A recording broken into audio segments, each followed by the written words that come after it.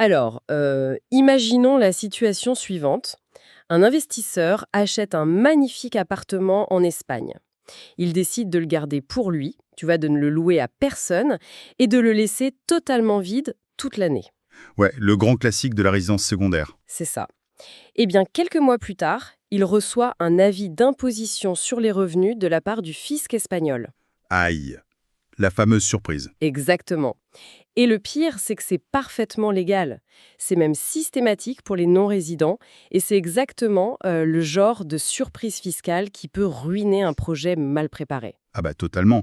Et ce genre de détails techniques, ça montre à quel point le contraste est saisissant. En fait, l'Espagne jouit d'une attractivité émotionnelle incroyable, la qualité de vie, le soleil. Les tapas, la plage, quoi. Voilà, les clichés habituels. Mais son arrière-boutique, c'est une machinerie juridique et fiscale extrêmement rigoureuse. Quiconque s'aventure sur ce marché en pensant qu'il suffit d'un coup de cœur, bah, il s'expose à des déconvenues financières majeures. C'est clair. Et c'est vraiment tout l'enjeu de notre analyse aujourd'hui. Pour cette plongée au cœur de l'investissement ibérique, on s'appuie sur une série de guides professionnels, des analyses de marché exclusives qui sont éditées par AMI Conseil Espagne. Un acteur très solide sur le marché. Oui, c'est un cabinet qui a 25 ans d'expérience franco-espagnole. Ils ont une présence physique en France, en Espagne et même dans l'océan Indien. Et ce qui est super, c'est que leurs dossiers ne vendent pas du rêve. C'est vraiment une radiographie clinique du marché. C'est exactement ce qu'il faut quand on parle gros sous. Totalement. Donc notre mission aujourd'hui, c'est de comprendre comment maximiser les rendements locatifs tout en sécurisant chaque étape d'un système qui fonctionne, on va le voir, presque comme un puzzle. Bon, décortiquons tout ça. Je t'écoute. En lisant ces documents, il a parlé que tout projet commence par une décision fondatrice, un choix binaire qui va dicter absolument toute la rentabilité. C'est le choix entre acheter du neuf ou de l'ancien. Ouais, c'est le point de bascule. Et les données montrent bien que ce choix, ça ne relève pas juste d'une préférence esthétique, genre j'aime les vieilles pierres ou j'aime le moderne. Non, c'est pas ça du tout. C'est une véritable orientation de stratégie patrimoniale. Les mécanismes de création de valeur sont diamétralement opposés. C'est marrant parce que j'ai tout de suite fait le parallèle avec le monde de la bourse, tu vois. L'immobilier neuf en Espagne, d'après ces rapports, ça ressemble un peu à l'action bon père de famille. C'est une très bonne analogie, ouais. La visibilité est excellente, les normes sont claires, mais le rendement brut est mathématiquement un peu plus modeste. Et en face, l'ancien, c'est l'action de croissance. Le potentiel de gain est bien supérieur, mais Mais ça demande de mettre les mains dans le cambouis. voilà, c'est ça. Les chiffres issus des analyses confirment ça sans aucune ambiguïté. L'ancien offre un rendement brut supérieur qui navigue généralement dans une fourchette typique comprise entre 5 et 7%. Attends, 7% brut. Ouais, jusqu'à 7%. Alors que le neuf, en revanche, va plutôt osciller entre 3 et 4,5%. La différence de performance pure s'explique par la marge de manœuvre laissée à l'investisseur. Dans l'ancien, en fait, on peut forcer la valorisation. Mais comment on crée concrètement cette valorisation? Parce que passer de 4% à 7% de rentabilité, c'est pas juste une question de chance, quoi. Non, pas du tout. Le mécanisme repose sur 3 leviers qu'on ne trouve que dans l'ancien. Premièrement, la décote à l'achat. Il est super courant d'exploiter une marge de négociation de 5 à 15% sur le prix d'affichage, Ah oui, quand même. en ciblant des vendeurs pressés ou des biens dans leur jus. Deuxièmement, la rareté foncière. L'ancien permet d'acquérir des biens hypercentraux dans des quartiers historiques où il n'y a littéralement plus un seul mètre carré disponible pour construire du neuf. Logique. Et enfin, le troisième levier, c'est la création de valeur par la rénovation. On achète sous le prix du marché, on modernise, et derrière, on loue au prix fort. D'accord, mais en regardant les données sur l'ancien, j'ai tout de suite remarqué un point de friction majeur. Ces 7% de rendement, ils tombent pas du ciel. C'est sûr. Les guides d'Amis Conseil indiquent qu'il faut systématiquement prévoir un budget travaux de l'ordre de 10 à 20% du prix d'acquisition. Ce n'est plus un simple placement financier, ça devient presque un second métier, tu vois. C'est clair que ça demande du temps. Coordonner des artisans, gérer un chantier à distance, dans une autre langue en plus, le risque de dérapage des coûts me semble immense. Le risque est complètement réel. Et c'est la raison pour laquelle une inspection technique très poussée est requise avant même de formuler une offre. C'est indispensable, oui. Et c'est ici que l'approche s'inverse totalement pour l'acheteur qui s'oriente vers le neuf. Le marché du neuf, qui est d'ailleurs très prisé par les investisseurs internationaux ou les expatriés, il vend avant tout de la prévisibilité. La paix de l'esprit, quoi. Exactement. Le mécanisme est simple. On sacrifie 2 à 3 points de rentabilité brute en échange d'une garantie de tranquillité. Une tranquillité qui se chiffre d'ailleurs. Parce que j'ai noté dans les documents que le neuf offre la garantie décennale du constructeur qui protège contre les vies structurelles. C'est un énorme filet de sécurité. Et il y a aussi un argument très pragmatique sur les charges. Avec les nouvelles normes énergétiques et les fameux DPE de catégorie A ou B, les factures fondent littéralement. Ah bah c'est le jour et la nuit. En Espagne, où la climatisation tourne à plein régime tout l'été, l'excellente isolation des bâtiments neufs permet de réduire les charges de copropriété et d'entretien de 30 à 50% par rapport à un bâtiment ancien. Et ces économies d'échelle sur les charges du coup, elles viennent amortir la différence de rendement brut dont on parlait. Sans oublier que l'absence de travaux permet une mise en location immédiate le jour de la remise des clés. Sauf qu'il y a un délai avant d'avoir les clés, non? Oui, c'est la seule véritable contrainte du neuf. Le temps. Les achats se font très majoritairement sur plan, ce qu'on appelle en VFA. D'accord. Ce qui impose d'immobiliser son capital pendant 12 à 24 mois avant que l'actif ne commence à générer le moindre euro. Donc on a ce premier grand arbitrage, le temps et la sécurité d'un côté, contre le travail et la haute rentabilité de l'autre. Tout à fait. Et c'est là que notre exploration prend une tournure fascinante, à mon avis. Ce fameux rendement brut théorique de 5 à 7%, dans l'ancien, n'est qu'un mirage si l'on ne maîtrise pas un élément central, la fiscalité. Oh que oui. Et pour quiconque a l'habitude d'un système hyper centralisé, la fiscalité espagnole, c'est un véritable choc culturel. Ce qui est fascinant ici, c'est que l'Espagne n'est pas un bloc fiscal unique. C'est vraiment le cœur du réacteur de l'investissement. Un puzzle régional, ouais. Exactement. L'État central fixe un cadre général, mais le pays est divisé en 17 communautés autonomes, qui disposent de pouvoirs législatifs et fiscaux extrêmement étendus. La géographie ne détermine pas seulement le climat, elle détermine le taux d'imposition. C'est un labyrinthe, littéralement. Prenons juste le moment de l'achat. Si on achète du neuf, ça reste assez harmonisé au niveau national. C'est soumis à la TVA, l'IVA là-bas, à hauteur de 10%, Ouais. auquel il faut ajouter en droit de timbre l'AJD, qui oscille entre 0,4 et 1,5% selon les régions. Bon, ça reste lisible. Mais alors, dès qu'on bascule dans l'ancien, Dans l'ancien, la TVA s'efface au profit de l'ITP, l'impôt sur les transmissions patrimoniales. Et ce fameux taux d'ITP, il est laissé à l'entière discrétion de chaque région. c'est fou. C'est là que les stratégies d'investissement basculent complètement. Les tableaux comparatifs fournis par Ami Conseil y donnent le vertige. On parle d'un ITP à 4% dans certaines zones, comme les îles Canaries. C'est très bas. Mais si l'on regarde du côté de la Catalogne ou de la région de Valence, ce taux peut grimper jusqu'à 10 ou 11%. Ouais, ça pique. Pour visualiser le truc, prenons un investissement très classique de 300 000 euros. Acheter ce bien aux Canaries coûtera 12 000 euros de taxes à l'achat. D'accord. Mais le même bien au même prix à Barcelone, il coûtera 33 000 euros de taxes. C'est une différence de 21 000 euros qui s'évapore en frais de notaire et d'impôts, simplement en franchissant une frontière régionale. C'est l'équivalent d'un budget travaux complet. Ce chiffre illustre parfaitement pourquoi une simulation fiscale, ce n'est pas un luxe, mais une étape préalable, obligatoire.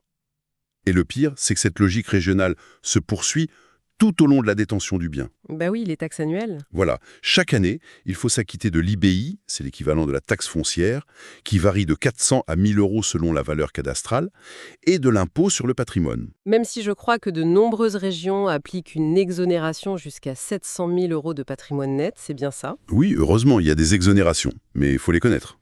Et nous en revenons à notre exemple du tout début, le fameux piège du non-résident et la règle des revenus imputés. Je dois admettre que ce mécanisme m'a laissé un peu perplexe. Comment l'administration espagnole justifie-t-elle de taxer un revenu qui n'existe tout simplement pas ?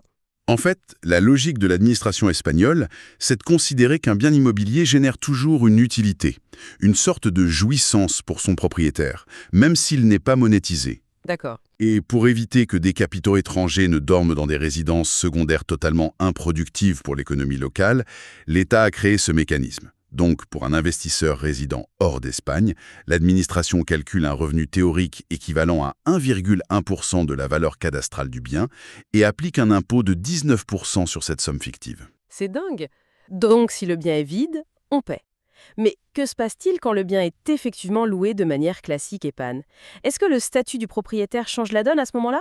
Fondamentalement, le traitement de faveur est vraiment réservé aux résidents fiscaux espagnols. Ah, bien sûr. Eux, ils bénéficient d'un abattement massif, souvent de 50%, sur leurs revenus de location longue durée. Par contre, pour les investisseurs non résidents qui viennent de l'Union européenne, le système applique une taxation forfaitaire de 19% sur les revenus locatifs nets. Nets, c'est le mot-clé ici. Exactement. Le mécanisme crucial, c'est cette notion de revenu net. Il est possible, et même carrément impératif, de déduire l'ensemble des charges réelles. Du genre l'IBI, les intérêts d'emprunt. C'est ça, les primes d'assurance, les frais de gestion, l'entretien, et surtout l'amortissement comptable du bien. Ce qui exige une comptabilité d'orfèvre et des déclarations trimestrielles très strictes. Absolument. Et pour couronner le tout, explorons l'ultime étape de la vie d'un investissement, la succession. C'est peut-être là que le contraste régional devient le plus spectaculaire. C'est le grand écart, oui. Selon les dossiers, certaines régions comme Madrid, l'Andalousie ou les Baléares se positionnent quasiment comme des paradis pour la transmission de patrimoine. Elles offrent jusqu'à 99% de bonification. L'impôt devient virtuellement inexistant pour les héritiers directs dans ces cas-là. Exactement. En fait, le but de ces régions est super clair. Elles utilisent l'arme fiscale pour attirer massivement et retenir les capitaux à long terme. Mais le revers de la médaille, on le trouve à l'autre bout du pays. Toujours ce fameux puzzle. Voilà. Dans des régions comme la Catalogne, les Asturies ou le Pays Basque, la logique politique est complètement différente. Les bonifications y sont très encadrées, voire parfois inexistantes. Et ça donne quoi en chiffres? Eh bien, le taux effectif de l'impôt sur les successions peut atteindre des sommets, frôlant les 25%, selon la valeur de l'héritage. 25%. L'impact est brutal, ouais. Des héritiers pourraient se retrouver contraints de vendre le bien immobilier précipitamment, simplement pour pouvoir payer l'impôt régional. Donc l'optimisation fiscale en Espagne, c'est vraiment de la haute couture géographique. C'est le mot juste. Mais bon, optimiser ses impôts à l'achat ou à la transmission, c'est bien beau, mais c'est inutile si l'on ne peut pas exploiter le bien comme on le souhaite. Et c'est là que le marché est en train de vivre un véritable séisme. Ah, la nouvelle législation. Oui, historiquement, l'Espagne, c'était le grand Eldorado de la location courte durée, type Airbnb. Des rendements à 2 chiffres grâce à des touristes prêts à payer des fortunes à la nuitée. Mais est-ce que cette époque est révolue? Le couperet est tombé, clairement. Les analyses de marché mettent en lumière un changement de paradigme législatif majeur provoqué par la fameuse loi logement, la Ley de Vivienda de 2025-2026. Pourquoi une telle loi d'un coup? La raison est profonde. En fait, les centres-villes espagnols subissent une crise du logement sans précédent. Les habitants locaux ne peuvent littéralement plus se loger car les appartements ont été transformés en hôtels clandestins. C'est un phénomène mondial, mais très marqué là-bas. Exactement. L'État a donc décidé de siffler la fin de la récréation avec un arsenal réglementaire particulièrement agressif envers les locations touristiques. Oui, les documents sont très clairs là-dessus. Le Far West, c'est terminé. Les mairies ont mis en place des quotas par quartier. L'obtention d'une licence touristique dans les grandes métropoles relève désormais du parcours du combattant. Quand elle n'est pas tout simplement gelée. C'est ça. Et louer sans licence expose le propriétaire à des amendes colossales. On parle d'amendes pouvant atteindre 30 000 euros. Ça calme direct. Et le véritable coup de grâce, c'est cette nouveauté prévue pour 2025. L'application de la TVA à 21% sur les locations de courte durée. Ouais, ce mécanisme de TVA à 21%, il vise à rétablir l'équité fiscale avec l'hôtellerie classique. Mais pour l'investisseur particulier, c'est destructeur de valeur. Concrètement, ça donne quoi sur le terrain?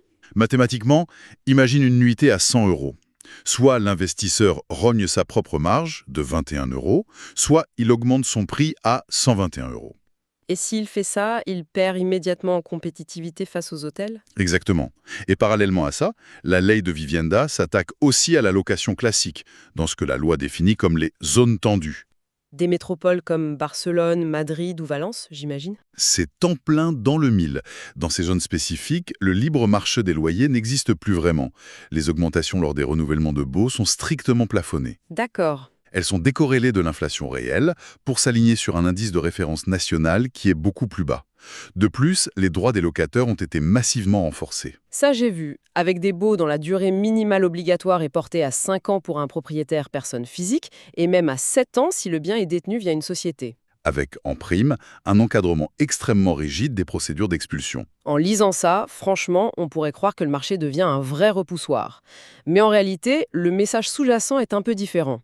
Le législateur ne cherche pas à chasser les investisseurs, il cherche à les discipliner. C'est une très bonne façon de le formuler. Et la stratégie conseillée par les experts s'adapte en conséquence. On oublie le coup de poker spéculatif de l'Airbnb et on s'oriente vers la location longue durée classique. Si l'on relie cela à la vision globale, le marché passe de la spéculation à la maturation. La location classique, ça offre moins de rotation. Donc, moins de maux de tête. Voilà, pas de gestion chronophage, des ménages ou des remises de clés. En plus, on a une exonération de cette fameuse TVA de 21%. Et surtout, une prévisibilité des flux financiers sur 5 à 7 ans. L'investisseur rationnel troque un rendement théorique explosif contre une stabilité à toute épreuve. Et c'est là que l'on touche au point névralgique de notre analyse. Entre cette mosaïque fiscale aux 17 visages, la nécessité d'un budget travaux calibré au millimètre dans l'ancien et une législation locative devenue un terrain miné, s'improviser investisseur depuis l'étranger relève un peu de la roulette russe. Totalement. C'est dangereux de faire ça seul. D'où l'importance cruciale de la méthode d'acquisition. Ce qui est hyper intéressant dans les dossiers fournis par Ami Conseil, ce n'est pas tant qu'ils fassent leur promotion, c'est d'observer à quel point ils ont dû institutionnaliser le processus d'achat pour pallier les failles et les risques du système local. Oui, ils ont modélisé l'acquisition en 5 phases ultra strictes. De R0 à R3, c'est ça. C'est ça. Et cette structuration rigide, ce n'est pas une option, c'est une véritable armure défensive. La phase initiale, la phase R0, illustre bien cette nécessité d'ailleurs. Qu'est-ce qui s'y passe exactement ? Avant même de consulter des annonces ou de planifier des visites, le processus impose un audit patrimonial et fiscal. Ok, pour savoir où on met les pieds. Exactement. Parce que le montage juridique va dicter la viabilité du projet face aux lois régionales que nous venons de décrire. Vient ensuite la phase R1, l'étude de faisabilité financière. Et là, j'ai découvert un mécanisme de levier que beaucoup de gens doivent ignorer. Les investisseurs étrangers peuvent faire financer leur acquisition par une banque espagnole. Oui, et c'est un outil d'optimisation majeur. Les banques espagnoles disposent de départements qui sont spécialisés pour les non-résidents. Elles peuvent financer jusqu'à 70% de la valeur du projet. C'est énorme! Mécaniquement, ça permet de conserver son épargne personnelle, de profiter de l'effet de levier du crédit immobilier, et surtout, les intérêts de cet emprunt viendront en déduction des fameux 19% d'impôt sur les revenus locatifs dont on parlait tout à l'heure. Malin, très malin. Ensuite, le processus avance vers la validation du bien et la préparation notariale, les phases R2 et R3. Et c'est ici que l'écosystème de professionnels bilingues entre en jeu. Indispensable. La barrière de la langue est un vrai piège sinon. Prenons un détail administratif qui n'en est pas un, l'obtention du NI, le numéro d'identification d'étranger. Sans ce sésame, un acheteur étranger n'existe tout simplement pas aux yeux de l'administration espagnole, c'est bien ça, Sam. Il est invisible. Sans le NI, c'est impossible d'acheter, impossible d'ouvrir un compte bancaire et même impossible de souscrire un simple contrat d'électricité. C'est le préalable incontournable. D'accord. Mais la véritable valeur ajoutée d'un accompagnement institutionnel, elle se révèle au moment le plus vulnérable de la transaction. Lequel? Le versement des fonds. Historiquement, la pratique espagnole ressemblait vraiment au Far West. C'est-à-dire? Un acheteur réservait un bien, parfois sur plan, en virant des dizaines de milliers d'euros d'acompte directement sur le compte opérationnel du vendeur ou du promoteur. Ah oui, le risque absolu. Si le promoteur fait faillite le lendemain, la compte est perdue dans la masse des créanciers. Comment les experts d'Ami Conseil sécurisent-ils cette étape aujourd'hui? Par l'imposition d'un mécanisme de compte séquestre, qui est similaire à ce qui se pratique dans le système notarial en France. Ouf, rassurant. L'équipe juridique exige que les fonds soient bloqués sur un compte tiers, qui est intouchable par le vendeur, jusqu'à la signature de l'acte de vente définitif. C'est la garantie physique que l'argent de l'investisseur est protégé, quoi qu'il arrive. Alors, qu'est-ce que tout cela signifie au final? Eh bien que ce filet de sécurité s'étend bien après la remise des clés, avec la prise en charge de la gestion locative pour respecter les nouvelles lois et bien sûr les fameuses déclarations fiscales trimestrielles. C'est un suivi de bout en bout, quoi. Au final, en disséquant toutes ces données, on réalise que l'investissement immobilier en Espagne s'apparente vraiment à de l'horlogerie fine. Les fondamentaux macroéconomiques sont extrêmement solides, une demande locative en pleine croissance, la sécurité juridique du droit européen de la propriété et des rendements nets qui surpassent largement les grands marchés d'Europe du Nord. La proposition de valeur est ultra puissante. La clé, en fait, réside dans la précision de l'exécution. Il faut trancher avec lucidité entre la sérénité programmée du neuf et la rentabilité exigeante de l'ancien. Absolument. Il est aussi impératif d'auditer la fiscalité régionale pour ne pas voir ses marges s'évaporer en impôts locaux ou lors d'une succession. Et surtout, il faut admettre qu'une transaction sécurisée exige un écosystème d'experts capables de border chaque ligne contractuelle. Tout cela dessine parfaitement le paysage actuel. Mais pour conclure cette exploration, allons un peu plus loin que les documents, si tu le veux bien. Avec plaisir. Climatique qui rend les étés sur la côte sud andalouse de plus en plus extrêmes. La prochaine grande opportunité, le futur Eldorado immobilier espagnol, ne va-t-il pas inévitablement se déplacer? C'est l'hypothèse la plus stratégique à l'heure actuelle. Je suis certain de ça. Si l'on croise la pression réglementaire du sud et des grandes capitales, avec l'augmentation des températures, la logique dicte une migration des capitaux vers le nord de l'Espagne. Vers des régions plus fraîches? Voilà. La côte cantabrique, la Galice ou encore des villes moyennes, dynamiques, offrent aujourd'hui un climat plus tempéré. Ils ont une fiscalité régionale qui cherche encore à attirer les investisseurs. Et le marché locatif? C'est ça le meilleur point. C'est un marché locatif libre des contraintes de la louée do vivienda, car ces zones échappent encore au radar du tourisme de masse. Trouver le prochain marché off-market avant que tout le monde y afflue, en anticipant à la fois la géographie fiscale et climatique. C'est une piste de réflexion fascinante pour quiconque cherche à bâtir un patrimoine solide dans la décennie à venir. Et ça montre qu'il faut toujours avoir un coup d'avance. Tout à fait. Et cela prouve bien que derrière la belle image de carte postale, l'immobilier espagnol est avant tout un échiquier où la stratégie et l'anticipation font toute la différence. Une très belle réflexion pour clore notre analyse d'aujourd'hui.